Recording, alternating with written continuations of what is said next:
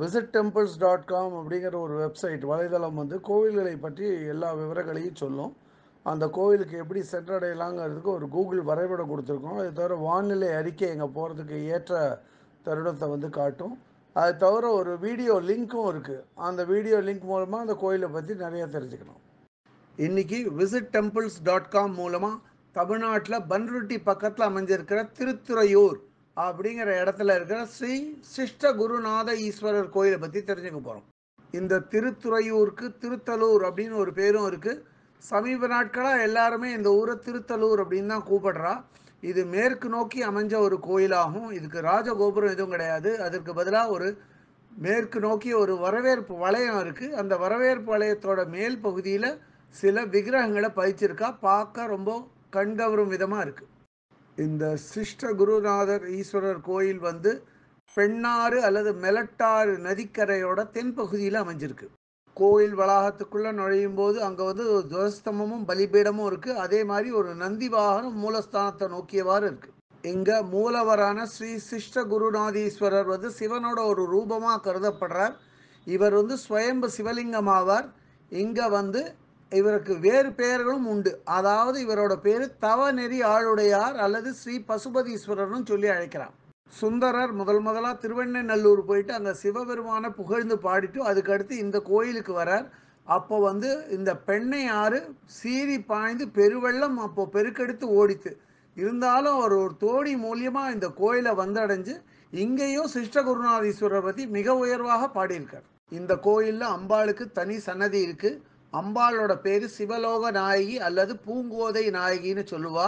அம்பாள் சன்னதி வடக்கு நோக்கி இருக்கு. அம்பாள் நின்ற கோலத்தில் காணப்படுறாள்.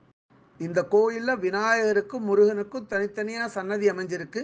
விநாயகரோட சன்னதி கிழக்கு நோக்கி இருக்கு. முருகனோட சன்னதி தெற்கு நோக்கி அமைஞ்சிருக்கு.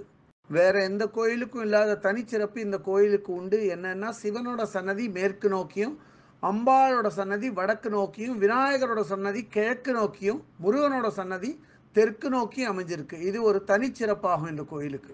இங்க நடராஜர், பாலமுருகன், நர்த்தன கணபதி, ராமலிங்கம், பீமலிங்கம், ஆதிகேசவ பக்தவத்சல பெருமாள், தக்ஷணாமூர்த்தி, அண்ணாமலையார், துர்கை, சண்டிகேஸ்வரர், நால்வர், சூரியலிங்கம், சூரியன், காலபைரவருக்கெல்லாம் தனித்தனி சன்னதி இருக்கு. அதை தவிர நவகிரக சன்னதியும் ஒன்று இருக்கு.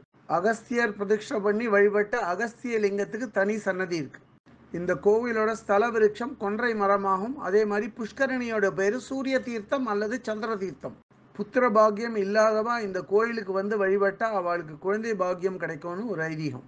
இந்த கோயில் வளாகத்துக்கு வெளியிலேயே ஒரு அரச மரமும் வேப்ப மரமும் இணைஞ்சிருக்கு. அதுக்கு கீழே நாகர் மற்றும் விநாயகர் விக்கிரகங்கள் வச்சு வழிபடுறா. அதே மாதிரி சிஷ்ட குருநாதீஸ்வரர் கோயிலுக்கு வரவா இங்கே பக்கத்திலேயே இருக்கிற அஷ்டபுஜ காளியம்மன் கோயிலுக்கு வந்து தவறாமல் வழிபடுறா. இந்த கோவில் அமைஞ்சிருக்கிற ஸ்தலமான திருத்துறையூர் அல்லது திருத்தலாரோட மற்றொரு சிறப்பு என்ன அப்படின்னா, இந்த இடத்துல தான் அருணந்தி சிவாச்சாரியார் என்று அழைக்கப்படும் சகலாமக பண்டிதர் பிறந்த இடம் ஆகும். இவரோட தனிச்சிறப்பு என்னன்னா, இவர் சகல ஆகமங்கள்லையும் ஒரு மிகவும் வல்லவராக கருதப்பட்டவர்.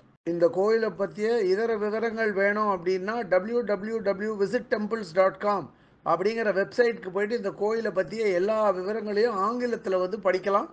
இல்லை பிற பாஷைகளில் வேணும்னா அதிலேயே மொழிபெயர்க்கிற வசதியும் இருக்குது. அப்படியே மொழிபெயர்த்து அவாவா பாஷைக்கு தகுந்த மாதிரி படிச்சுக்கலாம். அதை இதுவரை இந்த காணொலியை கண்டும் கேட்டும் மகிழ்ந்த பக்தர்களுக்கு visittemples.com சார்பாக ராகவாச்சாரியின் நன்றிகள்.